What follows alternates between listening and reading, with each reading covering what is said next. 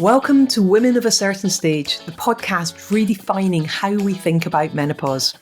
I'm your host, Lauren Turin, a passionate advocate for breaking the stigma and empowering individuals to navigate this transformational stage of life with confidence and clarity. Here, we're diving into a new era of menopause support, featuring expert advice, real-life stories, and actionable insights. Whether you're curious about building your personal menopause plan or you're looking to make an impact, you're in the right place. Let's embrace the change together. Stephanie, welcome to the Women of a Certain Stage podcast. I am super excited to have an opportunity to just explore a little bit about your journey to becoming a menopause coach and find out a little bit more about you. I think one of the things for me is that we have that chat at the beginning, then I'm with you for 18 weeks and we don't really get an awful lot of one-to-one time. We get a little bit, but not so much. So just for anyone listening, what was it that inspired you to train to become a menopause coach? First of all, I'd like to say thank you for having me. It was basically my journey, really. I think I've suffered quite a lot with my hormones over my life, really. And I wasn't diagnosed with endometriosis until I was in my early 40s. And so I've really struggled with balancing my hormones. They've always been quite up and down. Just kind of finding out a lot more information and just helping other women, I think, is the main thing. Like I'm originally a teacher. And so education is really important to me. Like I'm the sort of person that will go on and research everything. I like to know everything about everything. But I think when you don't have any direction, that can be quite scary, having too much information and not really understanding how it affects you or relates to you. Whereas I think with the menopause coaching, I think having someone that can help you and guide you through that is really, really important. And I think, you know, it's just, as I said, education is my thing. So I think the more women that know, the more about as much as possible, I think it can only be a good thing, really. For sure. And I'm just curious, how long, you say like most of your life or all of your life, endometriosis is something that keeps on coming up and being talked about. And I know one of my other graduates has been fighting endometriosis for herself and now for her daughter for decades, literally decades, and has had so many surgeries and so many invasive procedures. But when did you first notice that you were having challenges that maybe at the time you didn't know it was endometriosis? Absolutely. I started off with really bad periods from the age, I was put on the pill at 14 because my periods were so bad. And all through my life, really, it was just like, you know, it's just bad periods. My mum suffered as well. So it was kind of like, well, you know, you've got a family history of this. So that's just the way it is, kind of thing. And I think I had quite a lot of issues with fertility as well. So really struggled to fall pregnant, really struggled to stay pregnant. So it was, you know, but none of those dots were joined, you see. It was all kind of in isolation. And it was only when I was 40 and I got my diagnosis of endometriosis, I was like, actually, all of this stuff, if anyone had actually bothered to join the dots, it was all there all the way through, really. But, you know, you kind of get dismissed and they say, oh, it's just every period, you know, go on the pill, you'll be fine, get pregnant, you'll be fine. And, you know, it doesn't work like that. It's not just going to go away. So I think, ironically, I was put on HRT for my endometriosis, and this is the only time in my life that my hormones have been balanced. Wow. The difference is unbelievable. So talk to me a little bit about how your period pain or your endometriosis, most likely, affected you when you were at school. How did it impact your education? I had time off, like every month I'd be bedridden for a couple of days. You know, it was just awful, and it was never really looked into. You know, it was just, as I say, they gave me, it used to be called Ponston, which is like the, you know, I can't remember what the name is, but that kind of medication. And it was just kind of, they just threw medication at me and just didn't really investigate at all. And when I went and had the ultrasound, like much later, she said, it's everywhere. I can see it everywhere. So it's from my bowel, it's from my bladder, you know, it's all of the issues that I had suddenly all made sense. And how did they describe it to you? When you've gone back and forth to doctors, you've been given medication, you're taking time off school. It's obviously having a massive impact on you psychologically, I would imagine, socially as well. So how did you manage all of that as a youngster? I think you just get on with it. I think this is the problem. It's like, you know, if you're constantly told that that's just the way it is, you just deal with it, don't you? Like, you know, I had to spend a couple of days in bed, you know, every probably every other period, maybe not every period, but, you know, it was difficult and it was painful. But if you're constantly told by medical professionals that you're normal, then you just kind of get on with it, you know? It's You don't know any different. You're not going to argue as a 14, 15, 16-year-old girl. You're not going to argue with a doctor that tells you that it's normal. So what was it when you were 40 that you had your first ultrasound, or was it before then? I'd had them before then for various reasons, obviously, like when I was pregnant and stuff like that. But yeah, I finally got referred to an amazing doctor who basically said to me, I think it's endometriosis, but obviously you're going to need to be referred. And I was referred to, again, an amazing ultrasound lady that, you know, took ages and looked at everything. And she said, you know, your ovaries are beautiful, but I can see lots and lots of issues elsewhere. So I thought, okay, well, you know, I'll take the positives and my ovaries are beautiful. But yeah, there was said she could see a lot of endometriosis around lots of various places, which is I was suffering with IBS. You know, all those kinds of things. The doctors had told me that was just all in my head and that, you know, I should just get on with that as well. So, you know, it's all, once that final piece falls into place, everything makes sense, I think.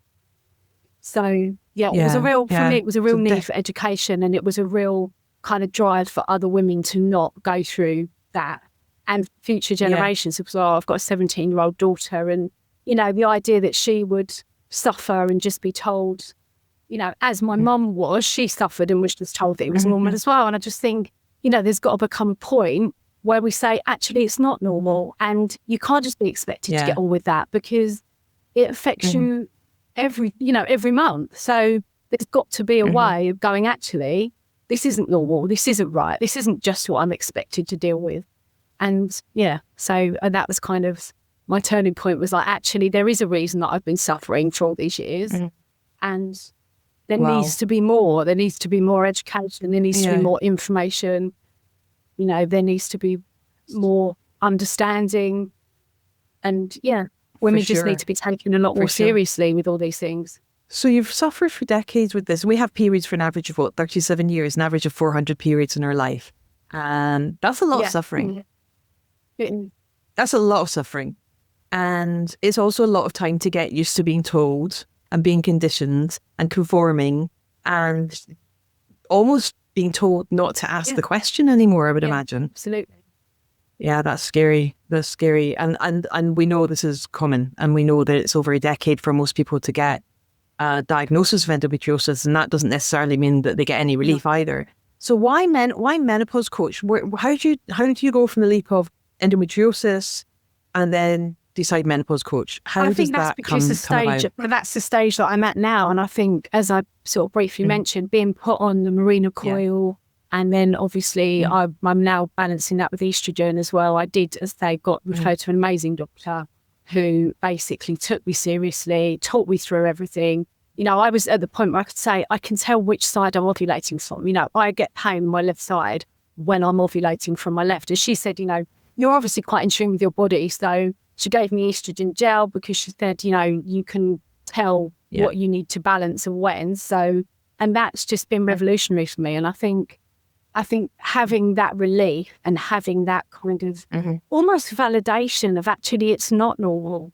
So, you know, I think being able to share that with other women and being able to coach other women and help other women through that is really, really important. And I think it is that kind of, you know, you do need to go back to your doctor, and you do need to write down everything you're going through, and you do need to, you know, log all of your symptoms. And, you know, I found tracking my cycle really helped as well, because obviously I found that at various points in my cycle, there were things I could do and there were things I couldn't do. So, you know, scheduling things and doing things, actually, I needed to know whether I was going to be okay to do things in 3 weeks' time or 4 weeks' time or whenever it was, because of the symptoms that I was having, that I thought, well, actually, if I'm ovulating, I know I'm going to be in pain here. So I'm not going to be in a position where I'm going to want to do that kind of stuff, you know? So I think it's just really important to have an overall understanding of what your body's going through. And I think, you know, I used to be a teacher, as I said, so I've worked in like the PSHE, educating children with what their bodies are going through puberty. And there's just nothing like that for women. And I just think that's ridiculous. I think we spend all this time going through with young girls about all of the changes that their bodies are going to go through and all of the things that they're going to experience. But we get to the other end of that scale and there's nothing. You're on your own. You're just sent out to go, well, actually, just get on with it because that's what's going to happen. And I just don't think it should be that way. I think, you should be able to have a clear path to say, okay, I'm going through menopause. I think one of the really key things for me as well was something that you said about menopause happening to you. A lot of women see it as something that's just happening to them and they're passive, and you don't need to be passive. You can say, actually, no, it is happening to me, but I can take control of it and I don't have to feel this way and I don't have to feel rubbish the whole time and I don't have to deal with the anxiety and the brain fog and all of those other things because there are things that I can do to help myself. And but those things aren't forthcoming. You have to look for them. You have to dig them out. And so for sure. That's kind of what really appealed to me. I love that. And I also think I'm digging a little bit more than I would normally do, just because I think it's really good education and I know how well read you are in all of these topics. How did anyone actually sit down and say this is what endometriosis is, as opposed to just saying it's everywhere? So if someone listening is going, well, I keep hearing about this endo thing or endometriosis, or we've got all the other menstrual health issues as well that people have with PMDD and fibroids and so many other complications that people have.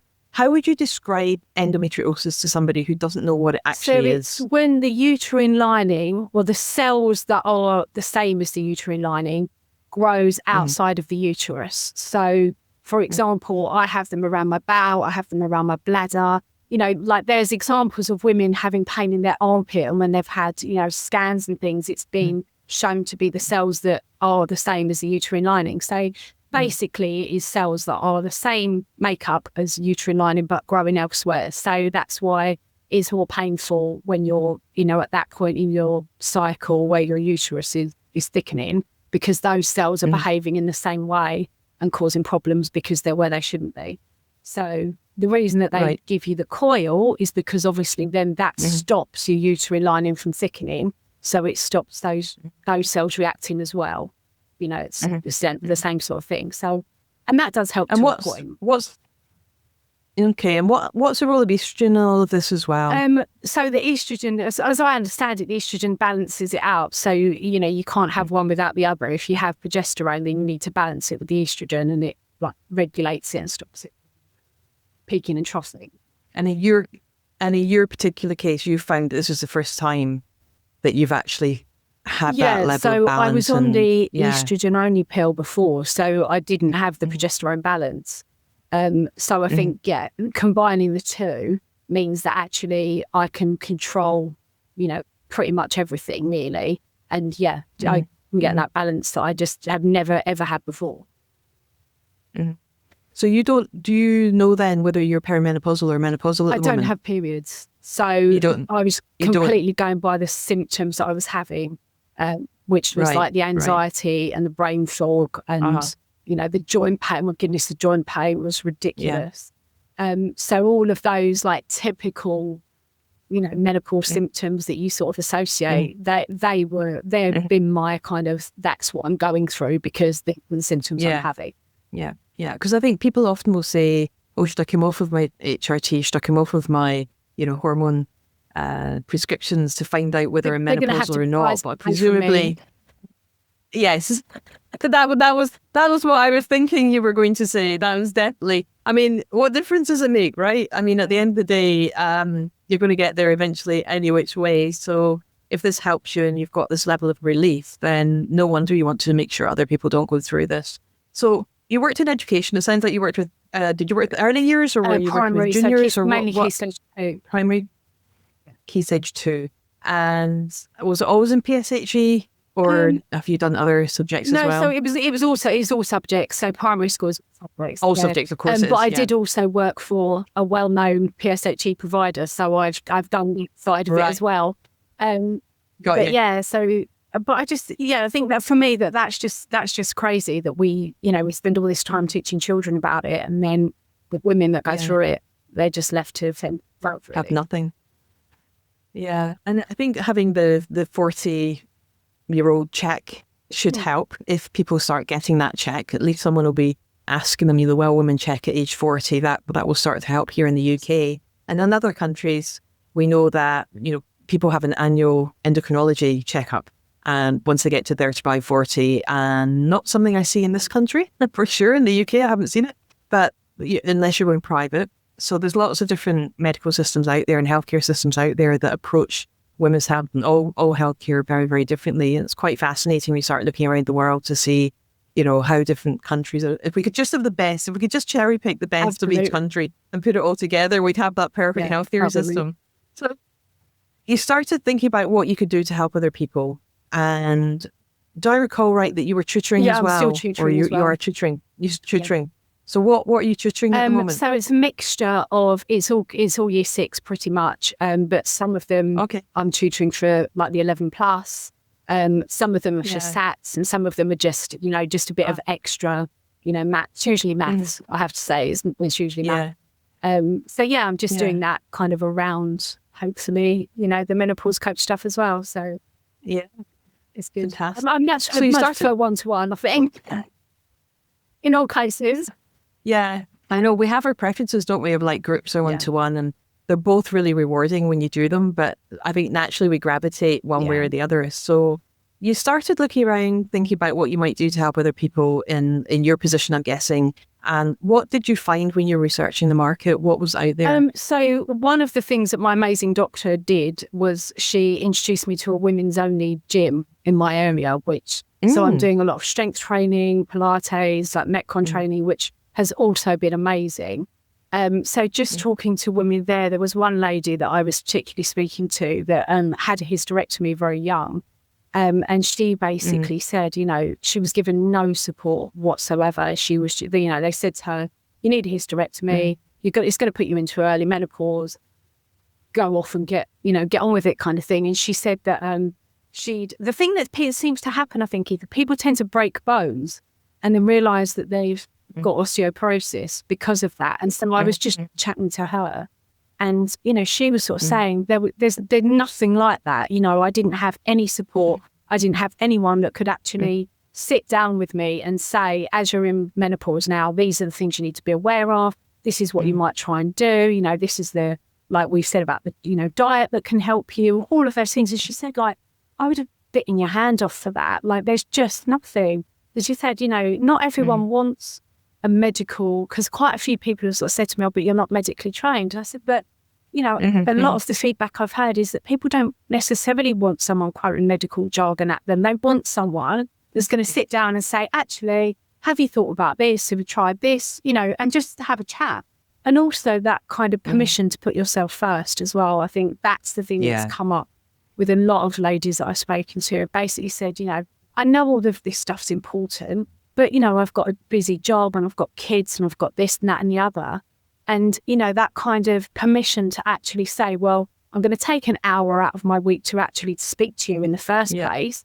But also the things that we talk about and the things that are going to help me, that gives me the permission to actually go out and do them, because I know I need to do them and I know that I'd benefit from doing them. But I almost need someone to give you permission to say, actually, do that for yourself. And, that's been really it's so ridiculous, isn't it? Yeah. And that, you're so right, it is. It's like we put ourselves to the back burner. We say that in a lot of these conversations, and I say the same thing, that we're so busy looking after everything and everybody else that we put ourselves way down the line. And life just gets busier. It doesn't seem to get any quieter or any slower. With screens, I even noticed myself, I was watching something on my tablet. I had my laptop on in the background, downloading something, and I was messaging on my phone all at the same time. And, at the back of all of that, my desktop sitting on my desk. I'm thinking, I'm not giving any one thing 100% of my attention here. And yet, they were all things that needed doing. And I was thinking, if I had to do one, then the next, then the next, then the next, it would just take me so much longer. So I challenged myself the next day. I had to do something very similar. And I challenged myself the next day to do them sequentially rather than all together. And I actually got through it more quickly. Because your nervous system's going crazy because you've got so many things on the go at once. Exactly. So you're not actually focusing on any of them because your body's just like, what on earth are you doing to me? Yeah. And so when you give something your 100% attention, first of all, you get everything right first time. You're taking the information in as much as you're going to ever take it in. and then you're ready to move on, and you're not being pulled every which way. Yeah, so that was me trying to learn a new language, trying to download something, trying to make notes on it, sending messages to someone else that was on the same program, all at the same time. When I just did my lessons sequentially, guess what? I started learning my new language a lot more quickly. So all very crazy.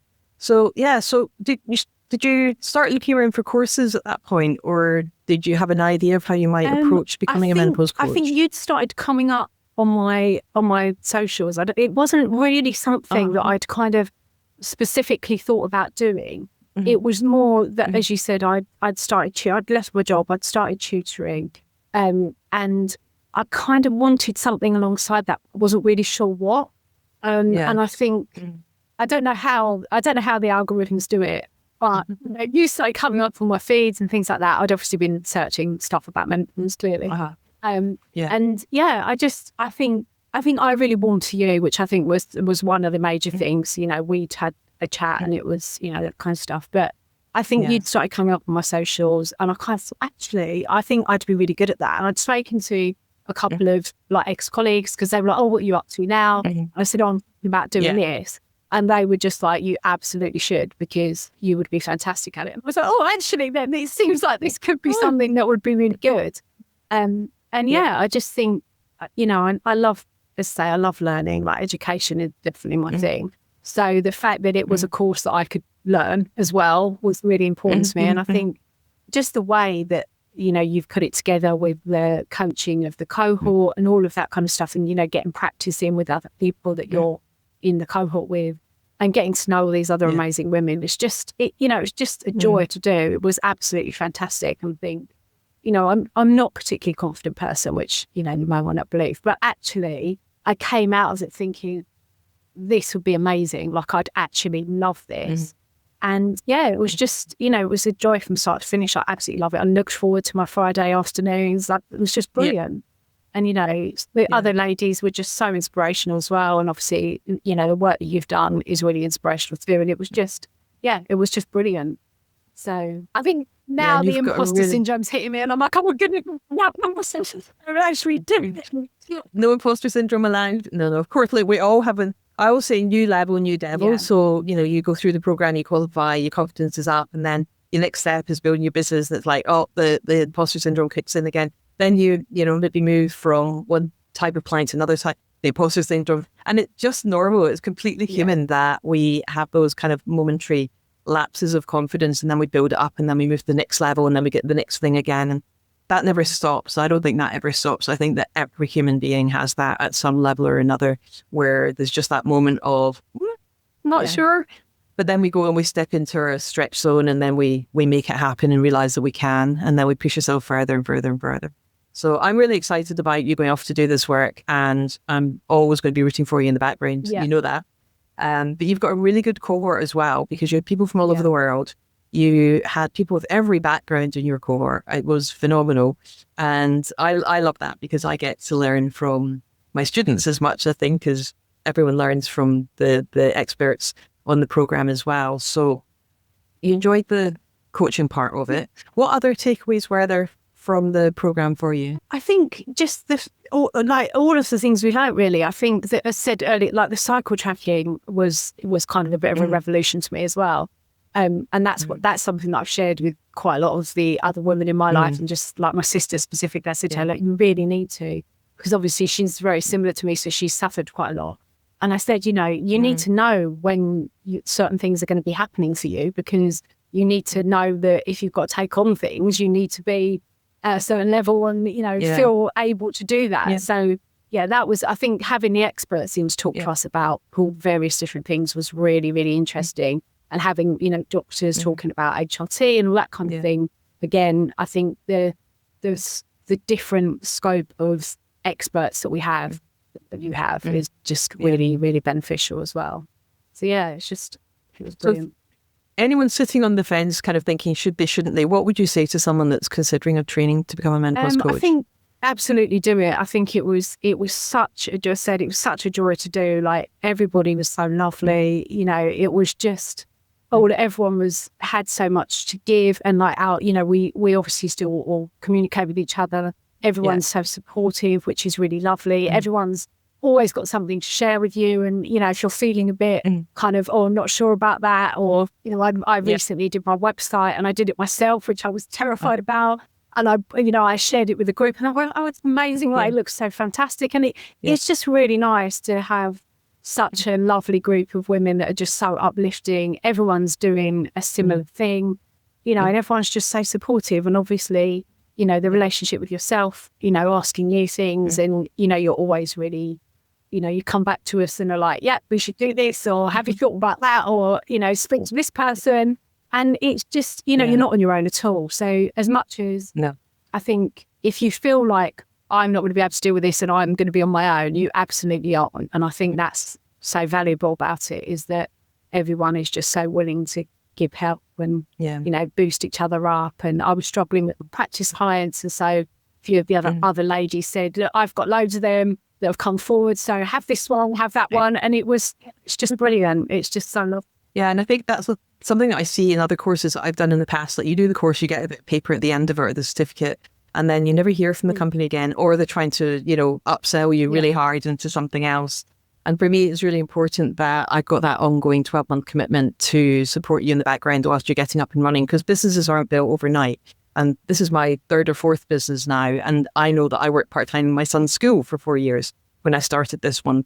And it took, you know, till I was really confident that the business was ticking over a regular pay before I stepped away from that job. And I think that, you know, it depends, everyone's financial situation is different. But for me, it was important that I had that kind of, you know, I was able to pay my bills and put food on the table and all of that good stuff. So that was really important to me. So if you're fast forwarding 5 years from now, what would your ideal day or week look like work-wise? Okay, that's really interesting. I want to have a space where I can offer, you know, some kind of like menopause kind of mornings, or, you know, have groups of women get together and discuss, because I think that's really important as well. I think it's really, really important to know that you're not alone and to speak to other women that are going through the same thing.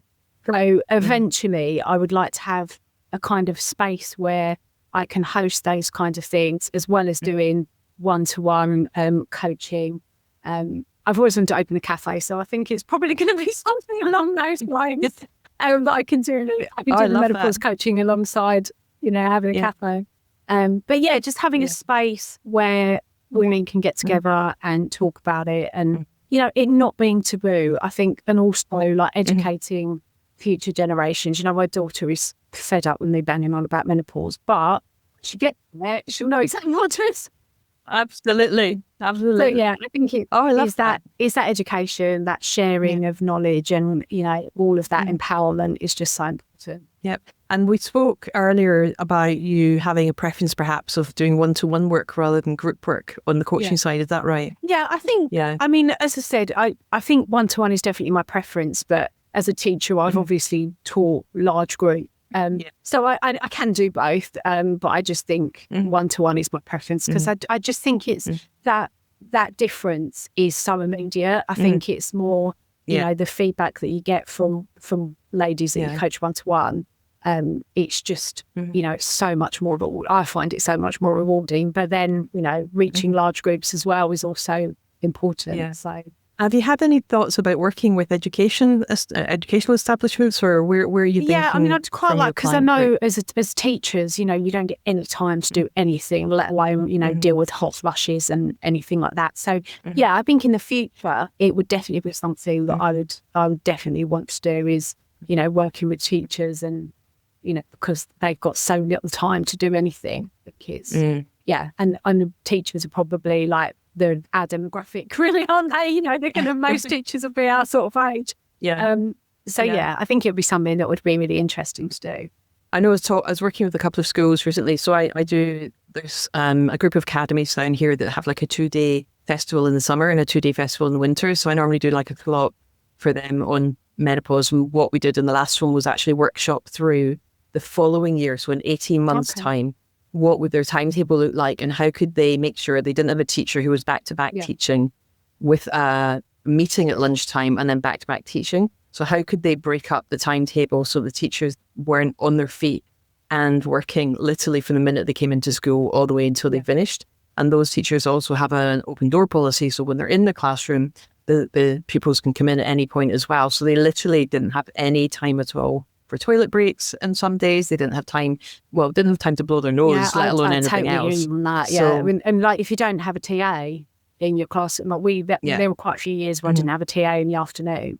So you just have no time to do anything. You know, you can't even step out for 5 minutes to go to the toilet. Like it's, you know. No. Yeah. No. And these are things that need to be built into, you know, how do you call in someone to the classroom if you do need to step out? What's the mechanism for that, so that it's done discreetly and it's done, you know, in a way that everyone retains their dignity and it looks and feels just normal. So it's been really interesting watching this group of schools come together and start to get more creative with how they put their timetables together. So I'm really super excited for you moving forward, and your website does look amazing. So I love the fact that I'm in all the groups, so I get to see what everyone's doing as well. So it's really, really fabulous. Is there anything I haven't asked you about that you'd like to share today? I think we've covered everything, actually. I think everything that I wanted to talk about, we've covered. Amazing. Yeah, I think like you're saying about with the teachers having time to do things and having that brought into the day would be, you know, I think a lot of teachers really struggle with that. And not, you know, not just menopausal teachers, but I think generally, you know, with like having periods and things like that, you know, it's nigh on impossible. And that was something that I really struggled with when I was a teacher. Because you just don't have the ability to go and get someone to come and cover while you nip out. And as part of my endometriosis, they were obviously really, really heavy as well. And it's just, you know, it's just not thought about, and it should be. So, that is a really important thing. I know when I have teachers who are they're coming up for, you know, the new school year, and they'll maybe speak to them August, September, and they say, oh yeah, I'd love to do the menopause coach diploma, but they can't because of timetabling issues. It's not like working in an office where you can just shift a meeting. There's a lot more considerations, obviously, and normally we'll be looking at getting together again, perhaps in the February, March, when the timetable for the next year is being set, to look at how do they negotiate so they've got that 2 to 4 slot on a Friday afternoon. And most schools will do it because they do see the benefit of having someone available to support colleagues going forward. But changing timetables is tricky. And I've learned to kind of have that 18-month lead time to be able to support people to do that going forward.